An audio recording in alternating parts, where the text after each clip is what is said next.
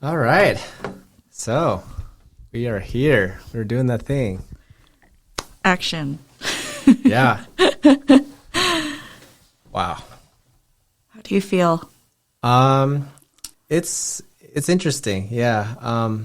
I thought that I would feel really different having professional gear, but it's the same as last episode where, I mean, it's just a conversation. Yeah. So It is nice, though, yeah. to just be able to hear each other so clearly. Yeah, definitely. And I'm sure the listeners will be glad that there's not the same audio issues as last time. So, but yeah, let's get started. So you can introduce yourself, but okay. I'll just quickly say like how we met. So, Joanna's my friend from church. I met her this past summer on a beach trip in Florida. She was like very welcoming towards me. And I didn't really have many friends at the time. So it was, very, very nice to have like a young adult reach out to me and just make sure that I was feeling welcomed in a new community. And yeah. Yeah. My name is Joanna. I am a nurse practitioner. I've been a nurse for 7 years and just moved to Georgia from Chicago a year ago. And yeah, I remember meeting David and Sylvia this summer, and I was just in awe because y'all drove like 6 hours to spend 24 hours with a bunch of people. So all of us were just really amazed and encouraged by that. So yeah. Yeah. I didn't realize other people were also encouraged, so that's good. Yeah, we all were. Nice. Well, yeah, it was a beautiful trip. The water was like what I imagined Bahamas. I mean, it was the same as Bahamas water. So, like, funny story about the Bahamas is when I was a kid, the Bahamas was like a life goal of mine to go to. And then it felt a little bit sooner than I, pictured. Like I pictured I'd have to like make money and grind a bit and save up for this trip. But it ended up like a family friend invited me and my parents to go to the Bahamas on a cruise. And we basically didn't spend time on a beach with like totally clear water like that, except for one day. And when we went there, we took like a little boat out of the cruise ship to go to that beach. But I think like it was escargot or something that I had the night before. I got like really, really bad food poisoning. No. And like I was like dizzy on the boat. I don't even know if it was like motion sickness, but it wouldn't make sense if it was motion sickness because we were on the cruise ship the whole time and I was fine. So I'm pretty sure it was like food poisoning. But like I remember I was so dizzy, like everything looked blue. Similar to like, when you stand up too quick and everything turns blue. Oh, that's It was awful. like that, but it was just nonstop. And so like, even though we were at the pretty beach and the water was like translucent and I was aware of it, I was just like, I couldn't even see it properly. No. And I ended up like throwing up into like the sand and like burying it. Oh, no. And after that, it felt a little bit better. But by that time, we only had like maybe an hour or so at the beach. So when we went on this church trip and I was actually able to just like embrace the fact that I was where I wanted to be as a kid, seeing the vacation packages on Wheel of Fortune or whatnot.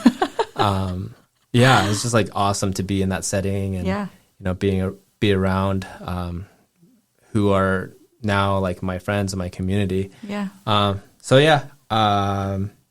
But anyway, so you've been a nurse for 7 years. I guess, like one question I've always wanted to ask someone who has like successfully transitioned from being a nursing student into the real world is like, for grad school, how much is too much when you're asking people for reference? Because like, I imagine a lot of people when they're applying, they want to, apply to as many places as possible. Sure. Almost like treat it as a numbers game where, if you apply to like a bunch of places, then you don't have to risk not having, a program come the next fall. Sure. So like, in your opinion, how much is too much? Because I remember when I was applying to a program, I would like read into it a lot. Like I didn't want to bother people that I work with, like maybe only briefly. But like there were a few people willing to help me out, and maybe I asked them to write me a letter for like 2 places. But like I was applying to more than that, and I didn't want to be like overbearing on them. So yeah, no, that's a great question. I guess for me, so I was a nurse for about 4 years before I applied to grad school, and I needed 3 recommendation letters for I think all my grad school programs. I guess like practically, you want to always give these people that you're asking a good amount of time, right? You don't want to be like, hey, I need my letter of rec in a week. Okay. So I gave them, honestly, probably 3-4 months of a window of time, because these people they're working full time, or like professors that I had relationships with throughout nursing school. So they're busy, you know, and so I said, hey, I'm planning to apply by the end of the year, because I applied like by November. That was the cutoff of the admission, and gave them a good window of time. And I actually stay in touch with a couple of my nursing professors still till this day, and so just having that relationship helped. And then the physician, and then the manager that I asked, like I've worked with them for years as well. And so they've seen me, not only just in a workplace or like a school setting, but we've continued a relationship, even after my time was done at school or I moved from the department. And they knew my career goals and just what I wanted for my future. And so I think in that it was easier for them to write this letter of recommendation. And I think I'm pretty sure, because I've written letter of recs for other coworkers as well who went on to like NP programs. Yeah. It's pretty straightforward. Like once you write it for one school, like you just kind of like replicate it. Yeah. Yeah. I think that really helps too, like being on the other side. Right. Not everybody who's applying to grad school has the opportunity to already have coworkers that they're writing letters to. But like when you do it yourself, you're like, oh, this is super simple. Like it doesn't cost me anything. Like I write one thing, I can just like copy paste it, change the name of whatever. Like you're helping a friend out. Exactly. And you understand how much it means to them. Exactly. And usually it's not that big of a deal. Yeah. Yeah. And just like, you don't have to do this, but it goes above and beyond when you treat them out to dinner, or you buy them like a nice bottle of wine, thanking them for taking the time to, write the letter of rec. And, I've let them walk with me, throughout my program. And even once I pass my boards, just thank them, because I feel like they are a pivotal, part of each stepping stone that I have to take to get to where I am today. And so just not forgetting that. Yeah. I would say those are probably the little / big things that I've held on to. That's actually so good that you mentioned like going above and beyond, treating them to a meal.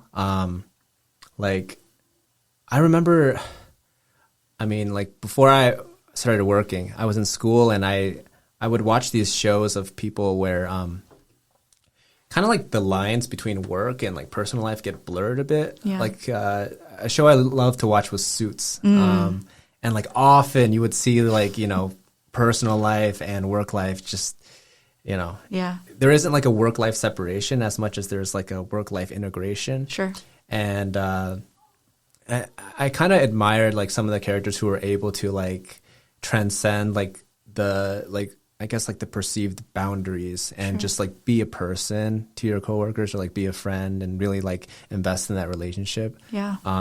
I personally have seen people act very uptight at work, and it's just kind of off-putting to people who see that like it's hard to like close the gap because if someone's being cold like to start out with, and let's say like they're a supervisor or something and they're above you, it's like kind of hard to like close the distance and be like a warm and loving person to them. Yeah.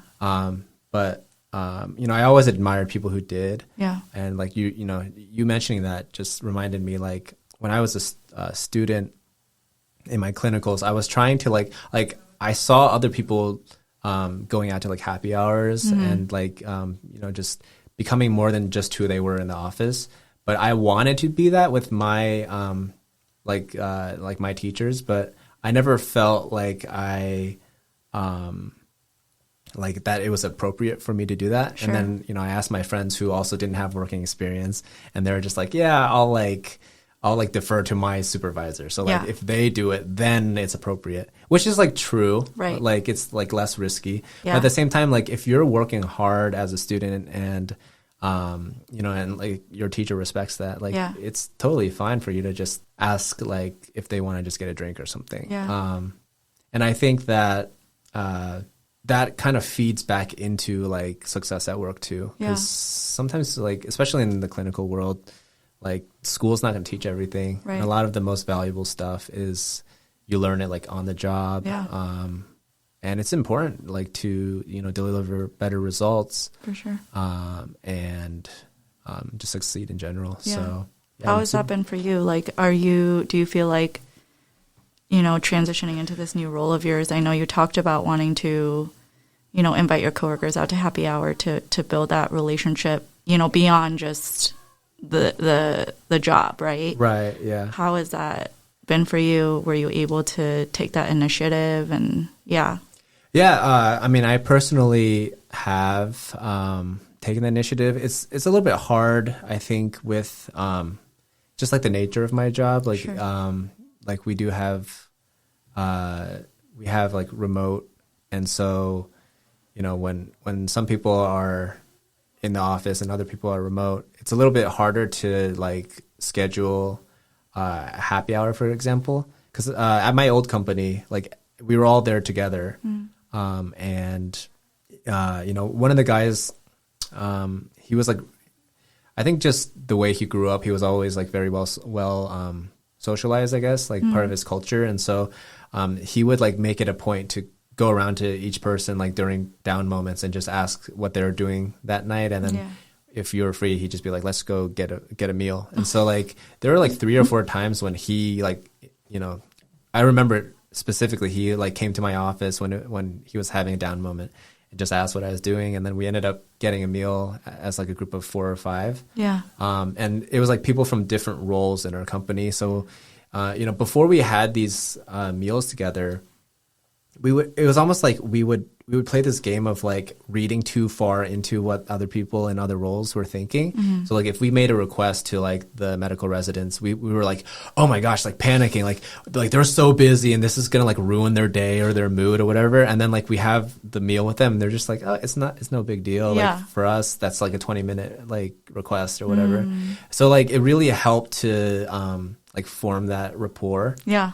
And just like see people as people rather than like people who are in spots in the hierarchy higher than you, right. or just like they're judging you. Yeah. So I think it added like more dimension to working life. And then because we were able to build that rapport sometimes outside of work, when things got tough at work and we had like really difficult cases, I noticed that we were willing to go like above and beyond for each other. Yeah. Like, Absolutely. like we're in this together. We're going to sort this out together. And we would be more willing to like sit with each other and just like work things out that otherwise, that might not have happened. Right. And so I think that's like super important. Yeah. I feel like, I guess something, I don't know where I learned this, but I guess I've just, implemented it into my, I don't know, just getting to know my coworkers too is in the little downtime that we have in the ER, like, and that's something that I truly love about emergency medicine is that you have to work well together. The teamwork has to be there. Otherwise, it's very evident when people come together and we're able to communicate well to save this one person's life, right? Versus like if 10 different people are talking on top of each other, it's just chaos. And how we describe the ER is it's contained chaos. But I remember like even when I started my new job, back in March, walking in, it's really intimidating. You're like, oh my gosh, like, you don't know who you can trust, who you can get close to. Yeah. But I think it just as time goes on, the question that I always ask is like, just tell me about your life, and to my surprise, like more people are willing to open up a lot more than I would have ever thought. And then people just talk about what's important to them, and letting people kind of direct that conversation, letting them share what they feel comfortable with. And if they don't feel comfortable sharing something, then they probably wouldn't mention it. So when I open it up, like, hey, what's important to you? Or tell me about yourself, or tell me what's important to you. Like, yeah, like the conversation just flows. And I think just over time, here I am, like 7 months into my job, like I've met really close friends, and I've shared meals with them. I've gone over to their homes, met their families, and it does change that dynamic at work for sure. And we are willing to go kind of above and beyond for the people that, it's not just like, oh, I just see you as a nurse, or I just see you as a physician or a tech or a housekeeper, but it's like dimensional. Like I know you, I know your family, I know what's important to you. But yeah, it does take an effort though, Yeah, it doesn't happen by itself. And no. It's so important, like you said, that dimensionality to not just, your patients, but like even your coworkers. Yeah, absolutely. Yeah. One thing I noticed, just on the topic of dimensionality, with your coworkers is like, the relationships that I had in grad school really changed after we started working. Like in grad school, I wasn't sure who I could trust in the sense that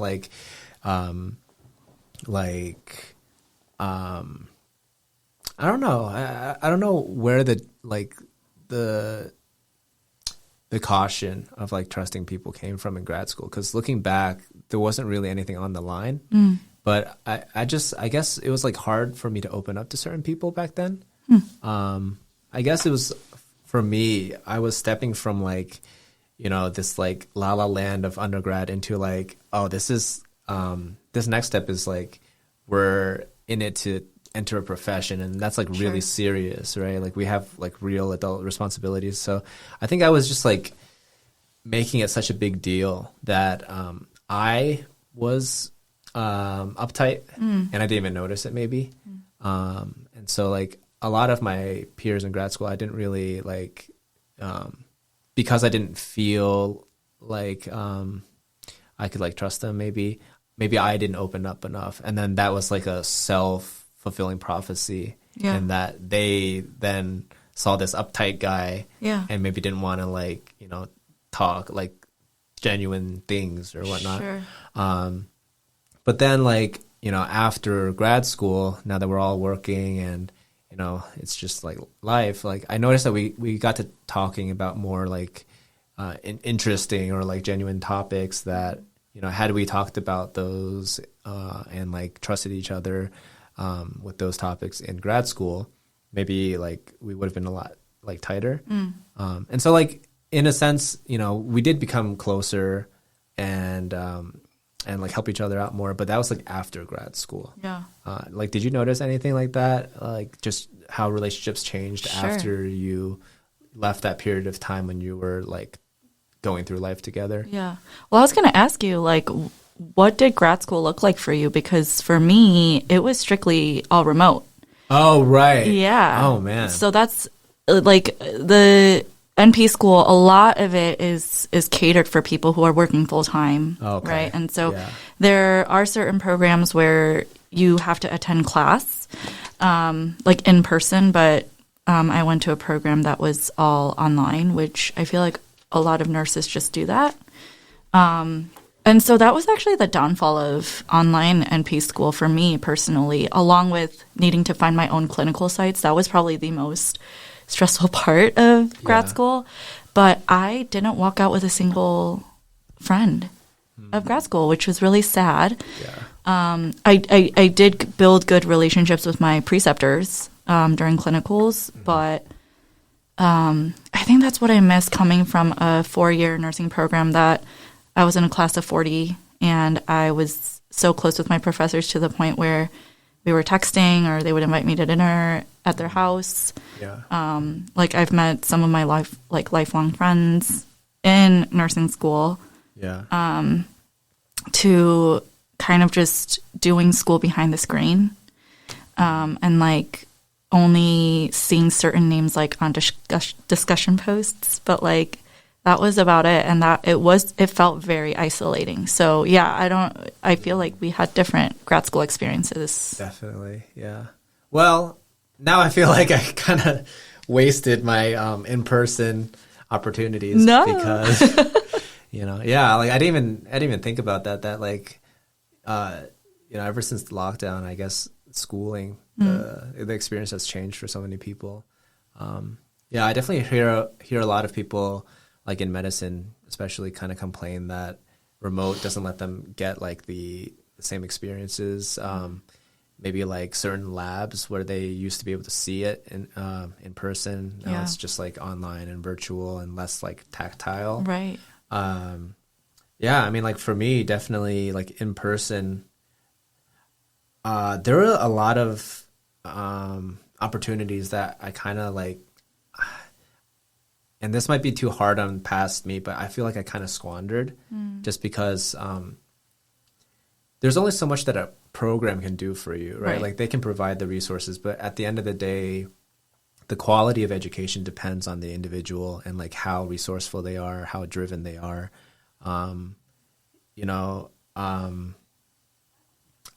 But I think all the opportunities were there for me to like maybe develop closer relationships in grad school. But I think, I was just, a little bit too uptight, not trying as hard as I could have to connect with people. I did come out with a couple of really good friends, but like I think the rest of the friendships did deepen after grad school just because, maybe I left that mindset and I was willing to, come to them, with like more warmth and just initiating more conversations. So, but it's like, this is life. Like we don't go through like a grad school boot camp before we go to grad school. Right. So, sometimes we just have to learn as we go. And then now that we know, like, for example, now that I know this, moving into my career, I just try to be like warmer and seek like better relationships with people. Yeah. And, I'm like more mindful that there can be more dimensionality like with my team. Yeah. And that helps us trust each other and do more for each other and for the patients ultimately. So, and maybe there are, seasons of friendships too, right? Like maybe, during grad school, you were just, you might say that you were squandering, but, on the positive side of things, maybe you were just focused on school and, wanting to grow independently or, and, you graduate and you realize different things are important to you at that point, right? And so you pursue certain relationships or friendships, and I do feel like maybe, there are seasons that we're closer to certain people, and I think for me, like that like hits home for me because I do remember like in grad school, I was like hyper focused on school, and it was to an unhealthy point where like I definitely wasn't like prioritizing relationships with my classmates. And I think a big part of that is like I didn't really have mentors to teach me like how important relationships were. I thought that like, the grade was everything. And, whether or not I looked good on my resume in the future, it all depended on this number that would stay on my resume for the rest of my life. Like when the stakes are that high, it can be hard to like focus on anything else. Yeah. But like I didn't have anyone like, helping me kind of like recalibrate my values at that time. Looking back, with my current life experiences, if I could give advice to past me, I'd say like relationships are just as, if not more important than just this number, your GPA, because those relationships will get you, better references, can, land you in better jobs. If you need to move for family or anything, like, relationships are like super key, I think. Yeah. And, if I like told my past me in a way that I realized this number isn't like a sentence to a certain quality of life, maybe I would have approached everything differently. But, back then it was just really hard to get that perspective. So anyway, we talked a little bit about being Christians in the modern world. And if that's not hard enough already, there is this hustle culture that's all over social media. And I personally, struggle a lot with it. I like texted you the other day about it, and you showed me that podcast, which was really helpful. And I'm, starting to integrate some of their suggestions into my life. But I guess, do you think like your upbringing led to your current attitude towards workaholism or like hustling, and like when do you reach a point where the hustling becomes unhealthy? Yeah, absolutely. That's such a good question. And I wish I could say I've perfected, this concept of working and resting, but I think I'm still learning a lot. Whether that's through therapy or talking to people that I respect in a sense, that have that good balance of both. I don't know about you, but I come from an parents who immigrated. An Asian family. Yeah, an Asian family. I do too. But who immigrated, so we're first gen. And so there is that difference right there. And I think like we laugh about it because I think there's shared trauma, sentiments, whatever we want to call it. Yeah. It's just like this unspoken understanding where it's like, dude, we understand it was rough, right? So rough. But at the same time, like... But in a good way, right? It's like trial by fire. Exactly. It's... I don't know.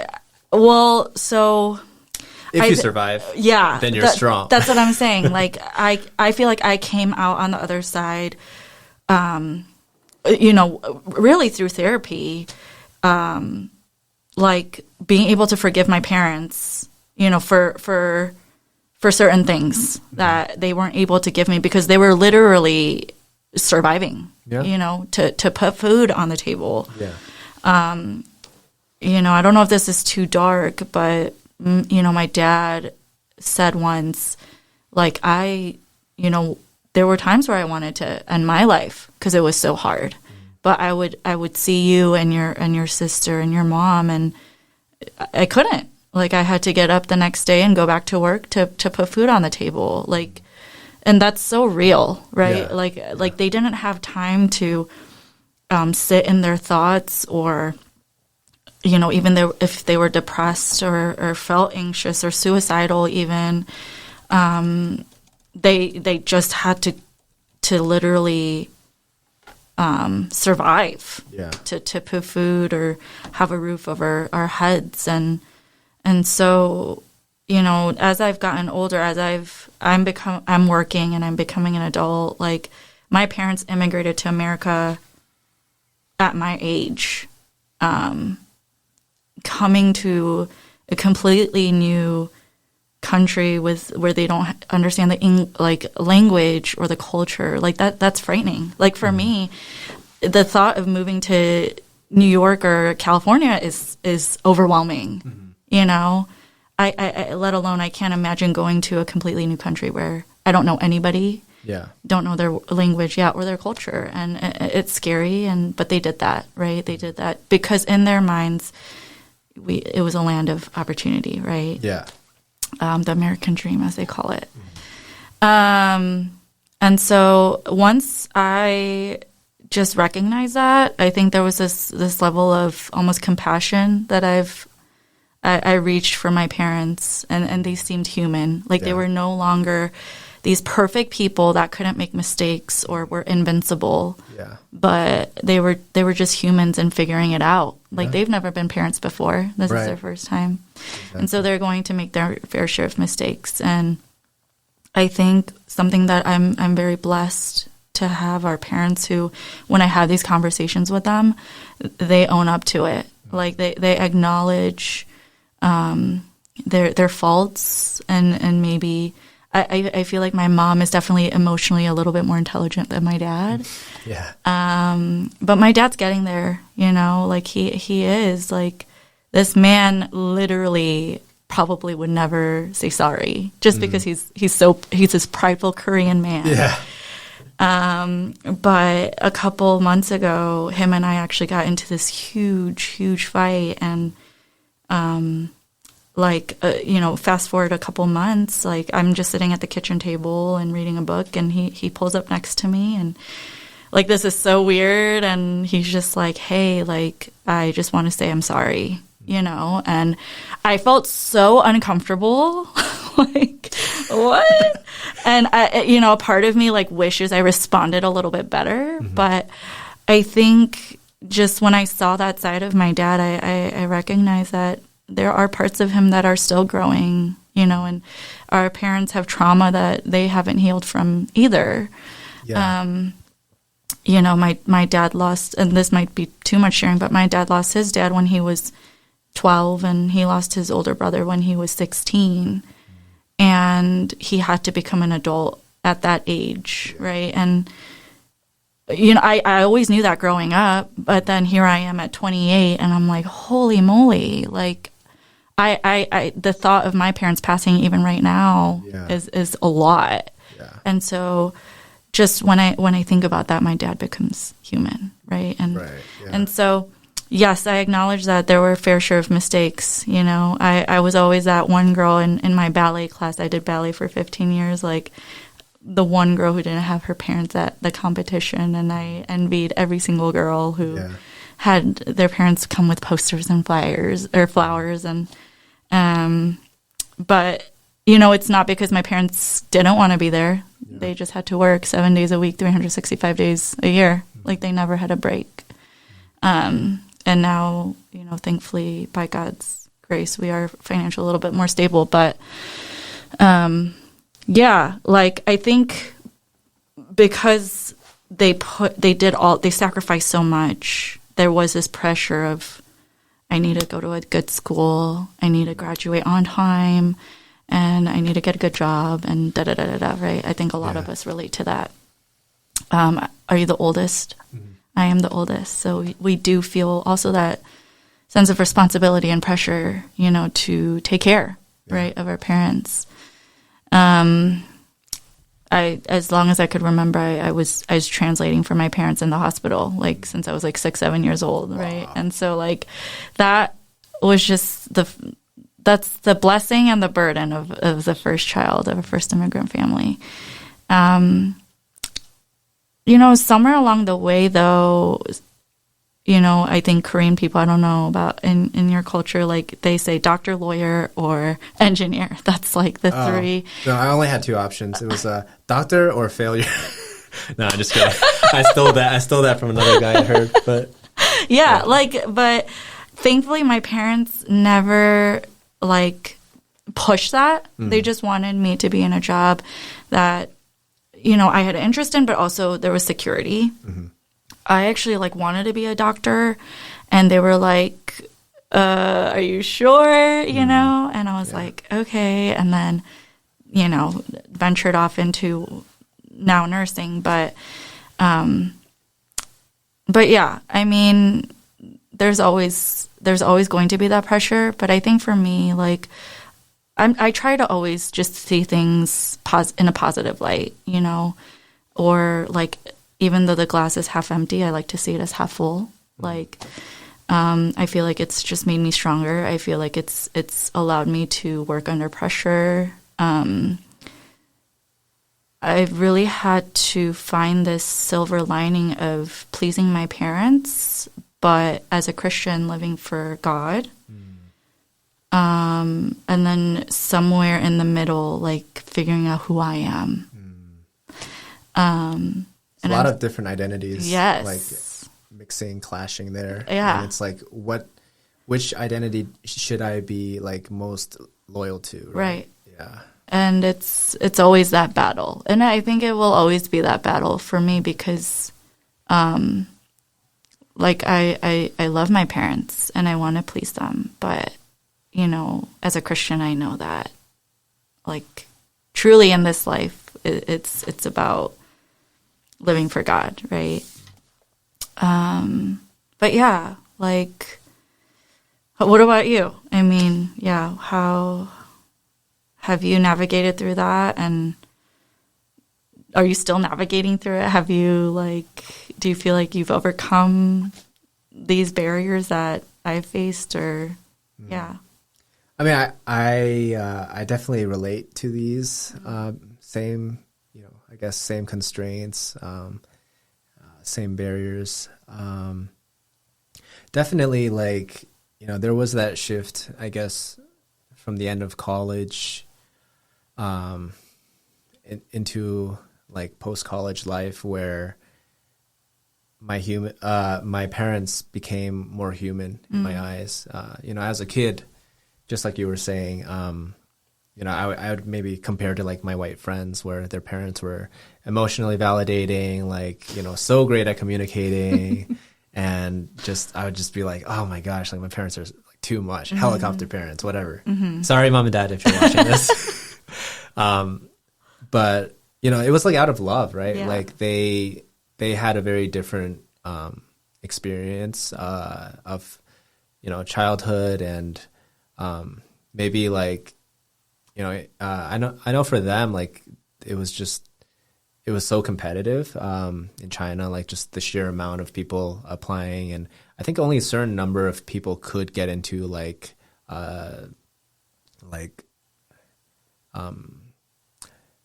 there was like a really brutal, I don't remember if it was a high school or college entrance exam, but that really like determined, you know, kind of like the course of your life. Yeah. I don't know if you could even retake it. So yeah. And, you know, like when they were humanized, that really helped, because I was no longer blaming them for the traumas that I carried in my life. Like there was kind of like this rebirth where it was like, okay, you know, maybe their methods were not perfect, prior to like me leaving for college, but like ever since I was 18, basically it was a new start. You know, I can't blame them anymore for problems that I carry with me through life and that shape my decisions. Like at some point I'm going to have to take personal accountability for my actions and my values and my beliefs. And just like, and like you said, our parents didn't get a practice around before they became parents. So, you know, with all like incident learning, incidents happen, you kind of like, you know, look at what happened and what you did to affect everything. And then you learn. And that's what my parents did as parents. And so, you know, I'm really grateful that I came to this understanding of, you know, their incident learning. And I think the newer struggle became like, you know, for the longest time, like the hustle culture was like me either trying to satisfy their expectations for me, or after they became humanized, I just felt bad for like, you know, all the struggles they went through, and I wanted to, you know, like make up for it somehow. And so a lot of like the hustle culture was like my response of you know, love and paying them back, making something out of all their suffering. to make it seem worth it. But I think it was also like placing a heavy burden on myself, because ultimately they chose, to come to a new nation and integrate into like a new culture and a new lifestyle. And I don't think it's fair to put all of the responsibility on the child, right? To kind of like make something of it. Yeah. And like nowadays, when I talk to them about like studying pre-med, they're like, "Oh yeah, we never, wanted you to become a doctor. I mean, we never wanted you to become a doctor, but what is, like." It's just like kind of hard because they were both doctors in China and practicing, and everything they talked about as I was growing up, they would break things down like the medical science behind things. So it's just like, and then it's just like I guess a lot of mixed signals over the years, but I think like the new frontier for me was finding a balance between living for God and living for parents as well, or like even just living for myself. I personally had to learn it by kind of like losing some things that like worldly things that were like precious to me. And I learned that a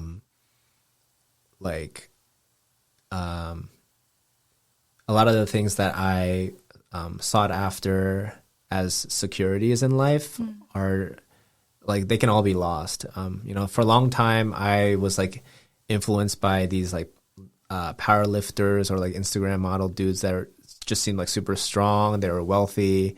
I don't know if you follow like Bradley Martin, but like he's like this, insanely ripped guy. He can deadlift like 600 pounds. He owns his own gym, like super confident. And then, I was just like, oh, I should chase after something like that. Like, he's wealthy, he's, super strong. But then like when I went through,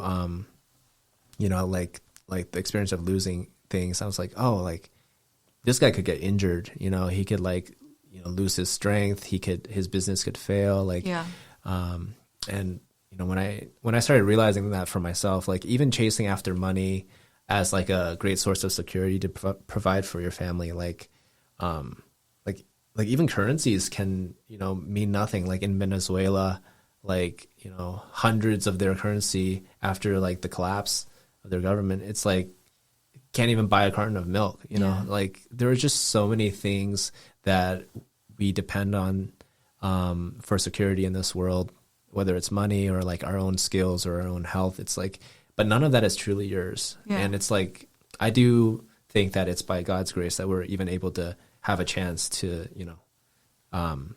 wake up this morning and have like enough things working that we're not like in distress all the time. And so I'm very grateful for like, all the things that God has given me. And I find myself nowadays just like trying to remind myself that my core identity is a child of God and I need to live for God.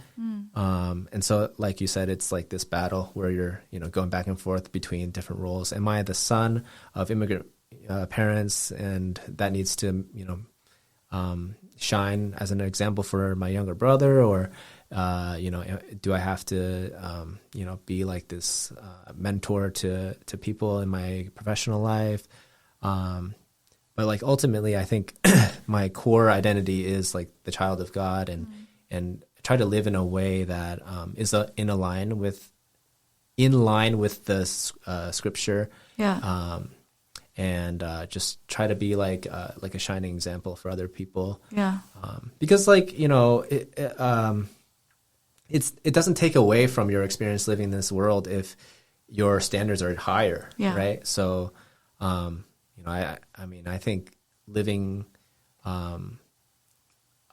to the ideal of scripture doesn't take away from my earthly life. So I think it just enriches my life, if anything. Absolutely.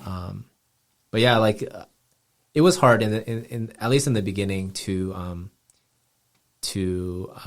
sort out, hustle culture being like too materialistic or worldly Sure.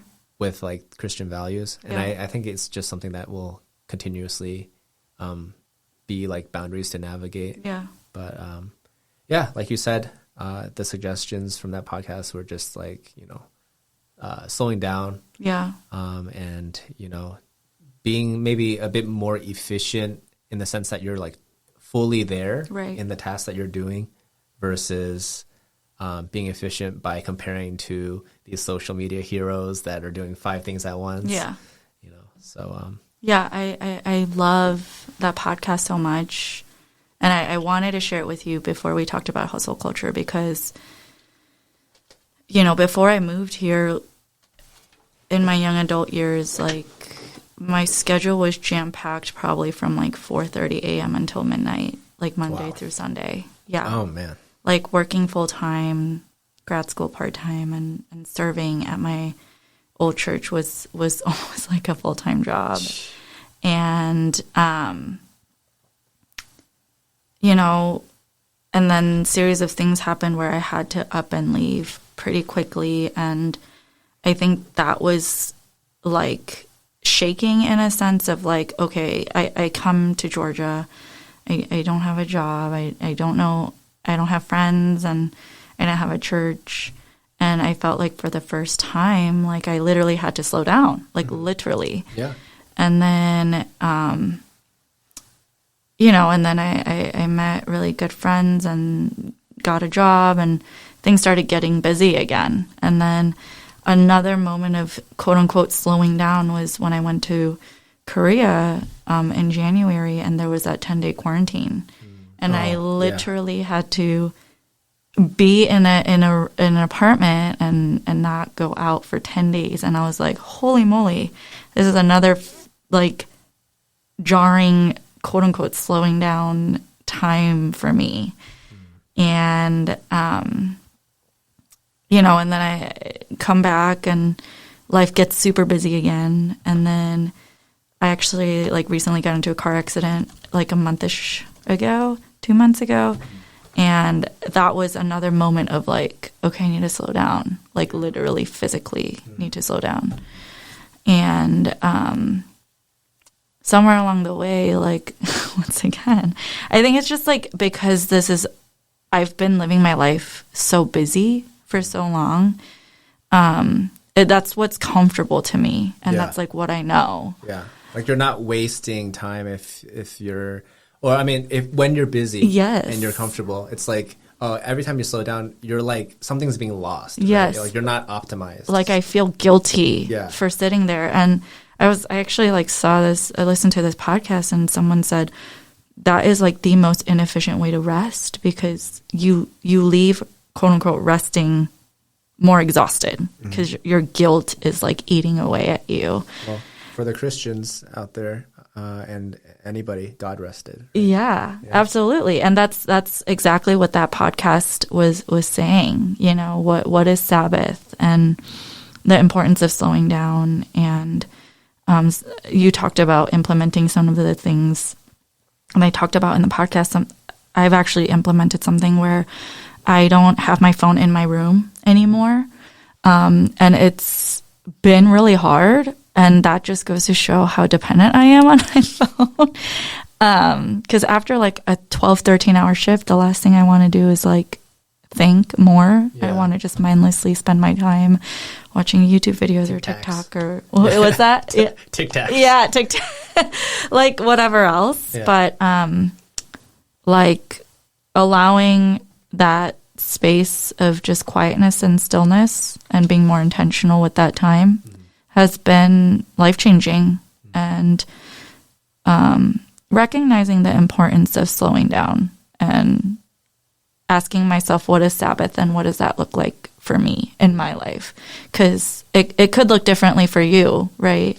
But it's just important that both of us rest, and so that we can be excellent in what God calls us to do. For sure, for sure. Yeah. Yeah. Oh, man. So good. You said that like life really changed when you found more friends, like in Atlanta. Yeah. First of all, I do feel like there's a lot of lonely people out there. People that, you know, don't feel super networked, feel like they don't really have friends. I've heard so many people say, like, how do you find friends as an adult? Or like, you know, what are friends? I don't have any friends. That kind of a thing. So like, yeah, I guess, I mean, like, how do you find friends as an adult? Yeah. So hard. Yeah. And that's what I've like shared, you know, when people ask me like, how did you make friends in Atlanta? Yeah. It's hard finding friends as a young adult because in college or, you know, even in elementary, middle school, high school, like you're in one setting, right? And you're forced to rub shoulders with people. But moving to Atlanta, like they either already had friends, so they don't feel the need to make new friends, or they're just kind of comfortable where they are. They're set in their ways. And so here I am, a new girl. And I just honestly bulldozed my way in. Like, just didn't even think about it, was almost unashamed of asking. Bold. Yes, like just you have to be. Yeah. I like a year later now, I look back and I'm like, just amazed that I did that. But I was almost like desperate. I was like, okay, I need to be in community. Like I don't want to do this alone. Like I think doing life with people is so important. Yeah. And so, you know, I came into JCA, and I think finding just whether it's a church or just even an activity, like or a setting where you're in it with a group of people that maybe aren't like-minded, but either enjoy or like prioritize certain things. Like it's easy to have that commonality, right? Yeah. And so in church, right, like we all have that commonality of being Christians. And so, yeah, I just bulldozed my way in. And I remember there was only one person that asked me to a meal, but the rest I pursued. Like literally anybody and everybody probably that was breathing. I was like, hey, do you want to grab a meal? Like, and I would just be like, I'm new to Atlanta. I want to make friends, and I just would love to grab a meal with you, get to know you. Yeah. And to my surprise, like people are very receptive. I don't know if it's Southern hospitality or, you know, I just was lucky, but, to my knowledge, I think, everybody said, you know, of course. And then did that at my workplace, and then got into rock climbing and asked just random climbers too, like, hey, you know, and just being bold in that and being okay being rejected. Yeah. That's so good. I mean, like, like the activity is the important part. If people are hard pressed for cash, like, you know, just getting a coffee together, or if you don't want to spend any money, like you could just go for a jog or a walk through a park together, you know, and then just sharing that time where you can be a human, you know, get to know someone better. And then before you know it, it's like, you might have some friends. Yes. And what's the bad part of not being part of a community or not having friends, in your opinion? Like, why did you have to bulldoze, and why were you mindful that you needed this in your life as an adult? Yeah, I mean, I think just being with people, not only that challenge you, you know, to grow, but that call me out on my, you know, faults, my blind spots. Yeah, I think that's exactly it for you as well. And celebrating my victories, but also being heartbroken for the things that break my heart. You know, I think doing that with people is so powerful, and it's needed, right? But yeah, what about you? Like, yeah, I mean, I just think like community is one of those things that, like, it's just so important to set yourself up in a healthy one. Yeah, you know, like there are many communities out here. There is a subreddit for anything. There's a Facebook group for anything. Yeah. And, you know, there can be like addict communities that are just like, you know, it feels so good to do this unhealthy thing or something, you know. Yeah. So like you really have to be critically thinking when you set yourself up in a community. And it's one of those things that it's like, it's kind of uncontrolled. Like, you know, there's just so many people. Everyone has their own agendas. You know, what what matters to them in life, and you really don't want to like, I mean, you only have so much time outside of work, and you want to be like wise with how you spend that time, and I just think it's one of those things that you have to think critically about what kind of values you want to instill in yourself, and the people that you spend time around, it's going to affect your life a certain way. And even if it's boring, right? Like maybe you're into edgy stuff and entering like a space of people who will challenge you feels super boring at first because they're all like super straight edge people or something.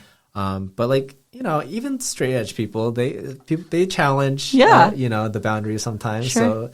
So, but yeah, like I just think for me, when I was thinking about not just like the things that I'm doing, but also just like recalibrating myself, because sometimes we get into these funks where we're just stuck in our mind and we're not being productive, but we're also not resting. We're just kind of like, in a funk, and we're miserable just for miserable sake.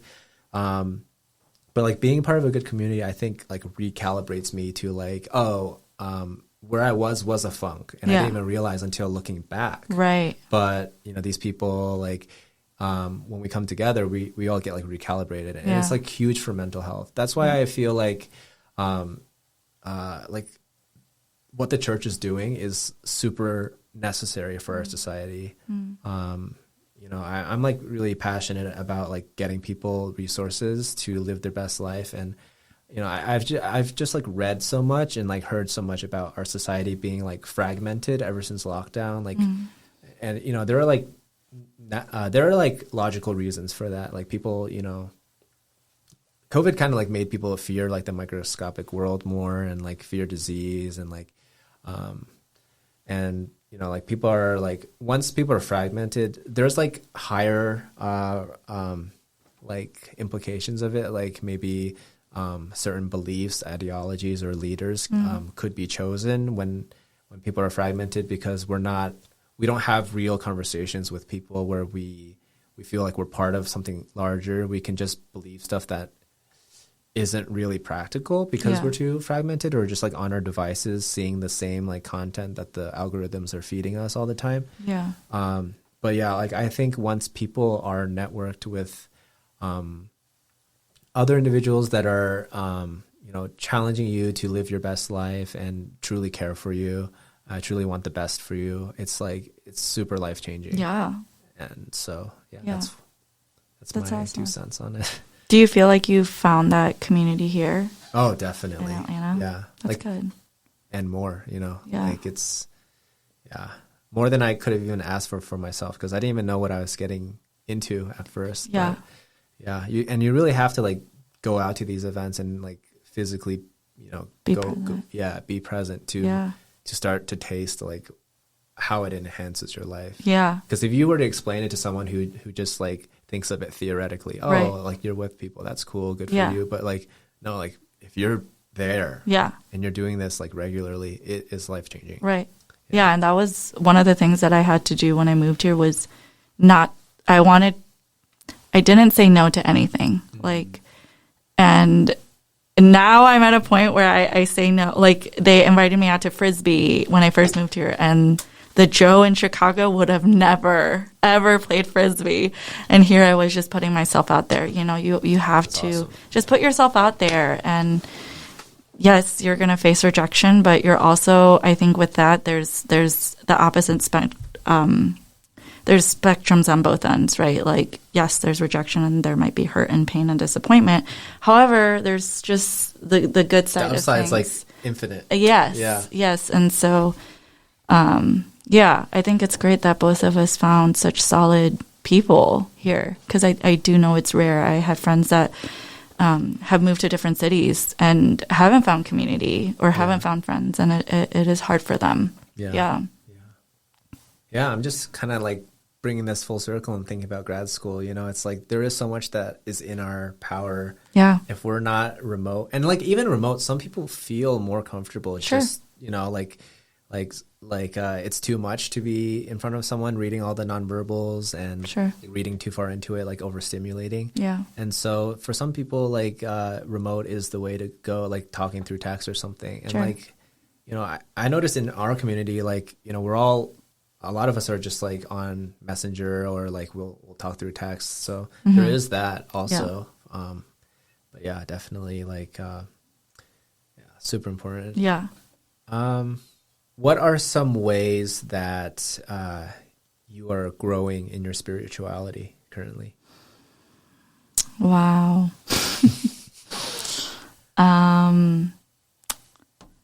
So that funk you were talking about, yeah, I call it the wilderness. Okay. Yeah, but like a spiritual funk for sure. Probably for the past 4 months. I probably feel like I actually just came out of it probably like a weekish ago.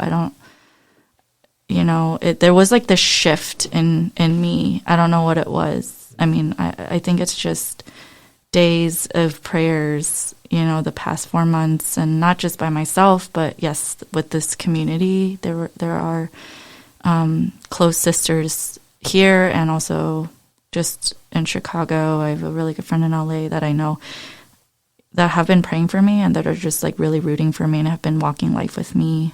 And I think the one thing that, you know, I've realized about is that I was disappointed by God, that I wasn't essentially like getting what I wanted. You know, I put God into this box and I was like planning my life and then just putting God like just where I wanted him to be. And when things didn't go my way, when certain things were taken away or, you know, whatever, there was disappointment, I was just upset and angry. And then one of my sisters actually called me out and said, you know, Joe, like God is not a genie. And I was like really taken aback in that moment. And then I let it just kind of saturate in me for a couple of days. And I realized, wow, like I am seeing God as this genie almost, like asking him for certain things. And when he doesn't give me it, like I just throw a tantrum like a child and just get mad and upset. And I think I had to come to this common ground of who is God to me, you know, and kind of reevaluating that, repenting the way that I was so conditional in my love with God. And then I think that's really when God started to do a work in me. Yeah, and here I am 4 months later, and I feel like God has been walking alongside me in this wilderness, and the intimacy has just been so real and tangible. Yeah. And I would literally tell my friends I feel so like dissatisfied with my life. Yeah. Whether that was just in my career or like being in Georgia. I just feel dissatisfied. And I read in the Bible that God satisfies. Then why do I feel like this? And I think it's just because there were so many things that were clouding my heart. And there were so many other worldly desires that I had in my heart. And I just had to go back to the cross and lay it all down and be filled by the Lord. And I think I am at a point where it's like, okay, God, like I see what you're doing. I see that you closed certain doors. You took certain things away, not because you spite me or you are disappointed by me or you're punishing me, but it's because you love me and you want to give me something so much better, something that gives me life and can give me joy in the midst of disappointments and suffering. And that was God. Yeah. And I can confidently say that I can't say I 100% understand, but I do grasp a little bit more what it means when it says God satisfies. Yeah. Yeah. It's so good. Wow. What about you? What do you feel like you're learning in your Christian walk? Or anything that you want to share with what I said?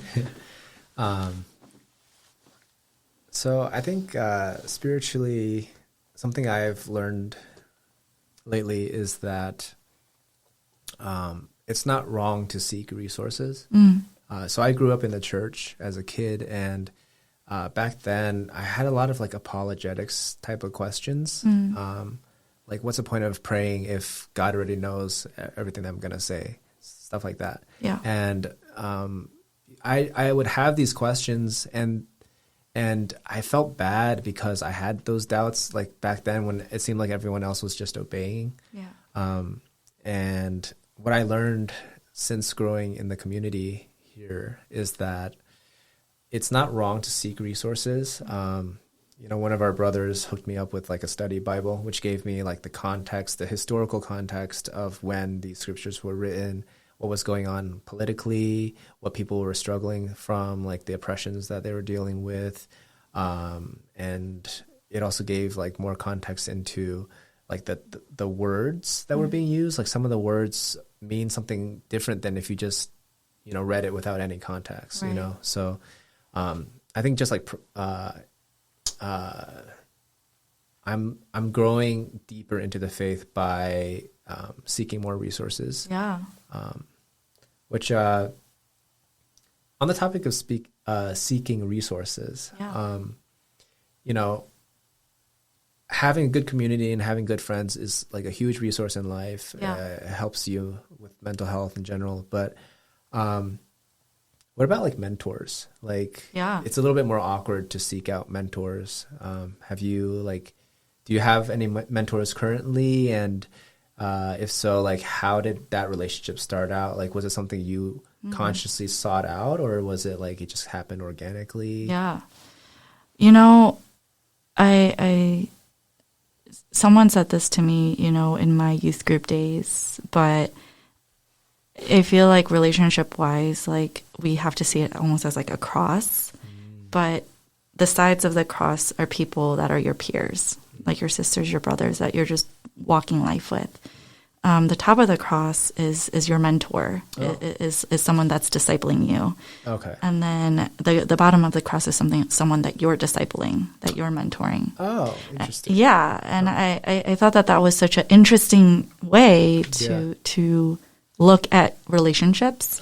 But I think there is such an importance in having a balance of all four. Oh, okay. And so, when I to answer your question, yes, I have older sisters who are mentoring me. I have one that has been walking with me for the past 13 years, that I still, that she still speaks truth into my life. And then when I moved to Atlanta, I actually sought out 2 older women in our church, and I literally asked them, will you disciple me? And it's like I said, maybe it is bold, but I had to just ask them, like I admired them for their faith, and I just needed, older people to just mentor me. Not only, like, I think earlier in my Christian faith, it was so great to have these older people that taught me practically, like, how to study the Bible. But here I am where I'm not saying I've mastered it. I think I'm always learning that. But now I'm at a point where it's like, now that we're adults, we're making real life decisions, I guess, having people that I can just talk about this with and getting their 2 cents and their wisdom on, and just doing life with them. They're both mothers, and just even how they parent or how they chose their husbands, and just things that maybe I am navigating or will have to one day choose. It's important for sure. But what about you? Do you have like someone who's mentoring you, or? At work. Okay. I've encountered like various mentors ever since like 2020. Yeah. And yeah, like things that I look for are just their attitude when encountering difficulties. Yeah. My mentors are like almost always like inspired in this state of mind, like pretty optimistic. Yeah. When, you know, crazy things like come up, they're able to kind of like synthesize information that they've understood in the past and use that to tackle problems and like solve them in like a manner that is backed by precedent or evidence, which I really admire. I think I have been fortunate in that my work mentors are like already in the departments that I work in. So I didn't really have to seek them out like too consciously. Sure. So I guess that's part of why I asked you is, you know, I am aware that people get mentors in life that aren't just set up for them. Right? Sure. Yeah, it's really important to have that ability to find mentors, even if it's not like arranged for you or like made easy for you. Yeah.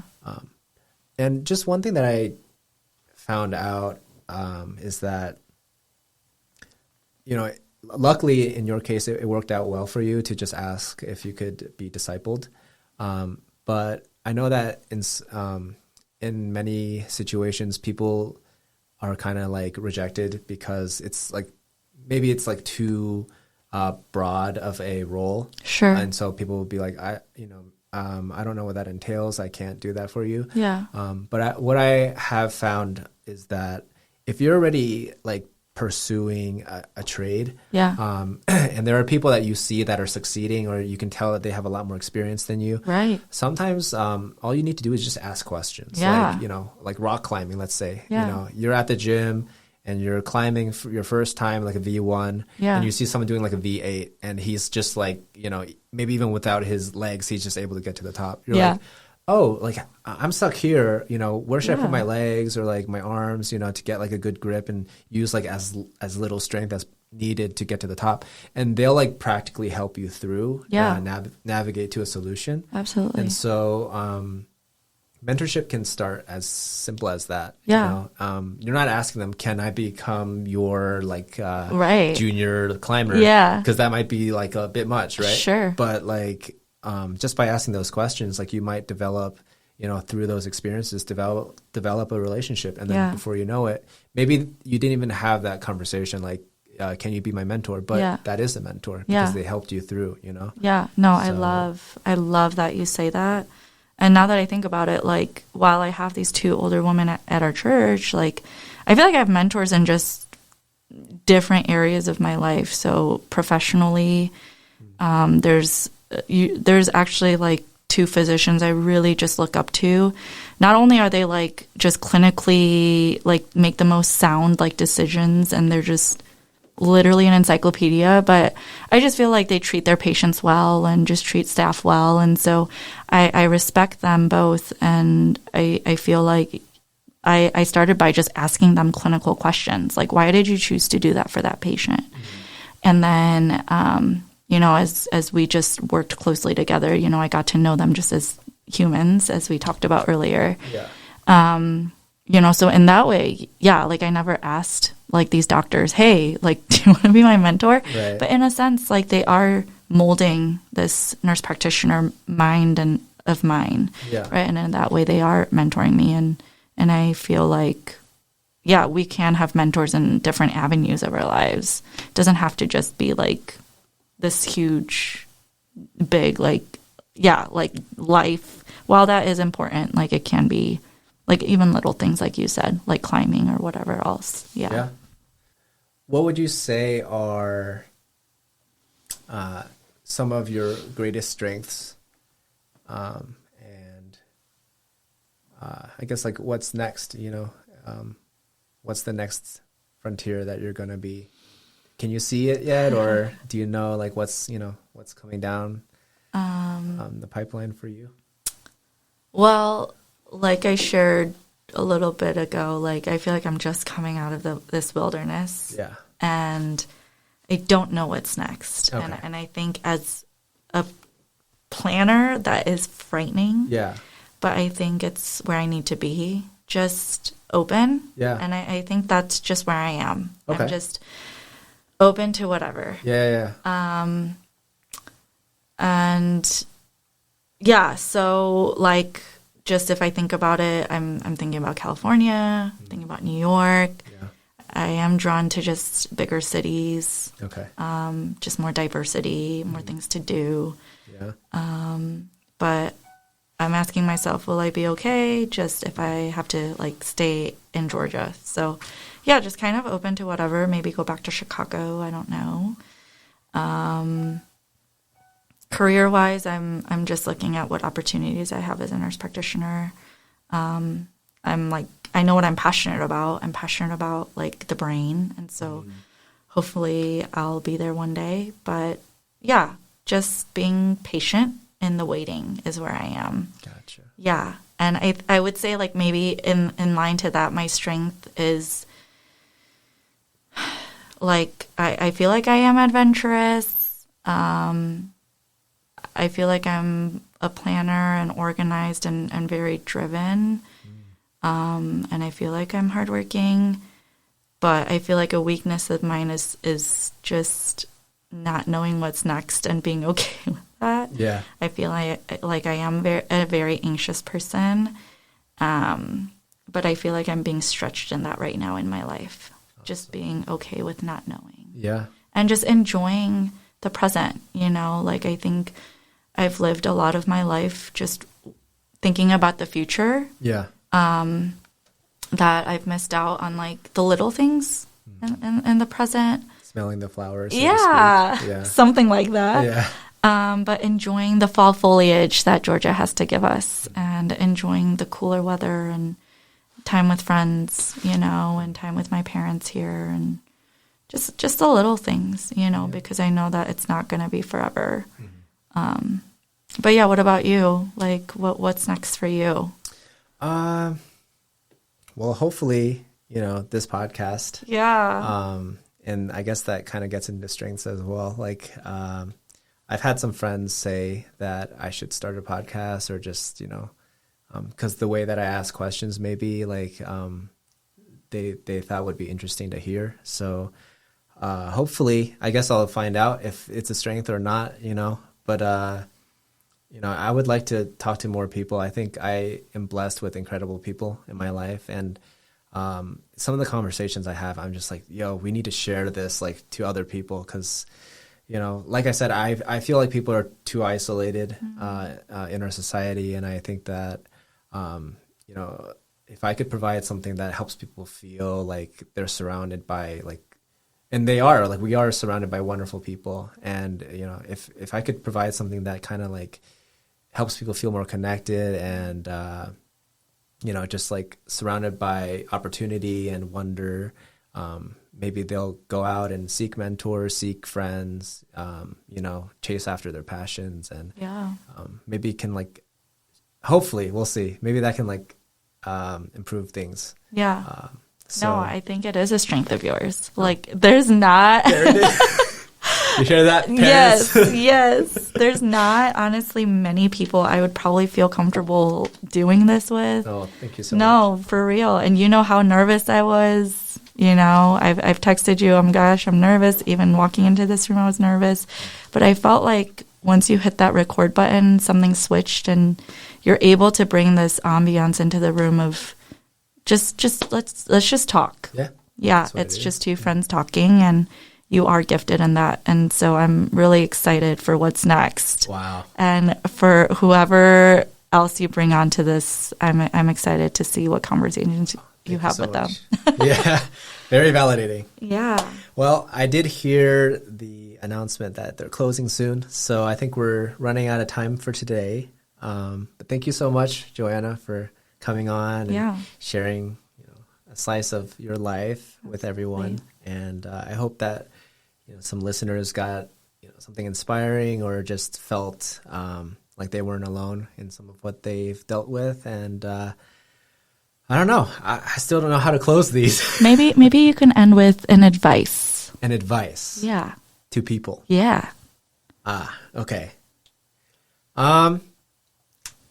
to the listeners, if you feel that you don't have resources or you're not connected, I encourage you to be bold, to just ask someone to hang out. Doesn't have to cost money, but if you can pay for someone's meal or something, people tend to like food. Yeah. And it could be a life-changing conversation. So that was awesome. Yeah. Perfect. I think that's perfect. Nice. All right. Bye, guys. All right. Bye, guys. If you like these episodes, feel free to give me a follow on Spotify or YouTube so that you're notified when a new one comes out. Thanks for the support and see you next time.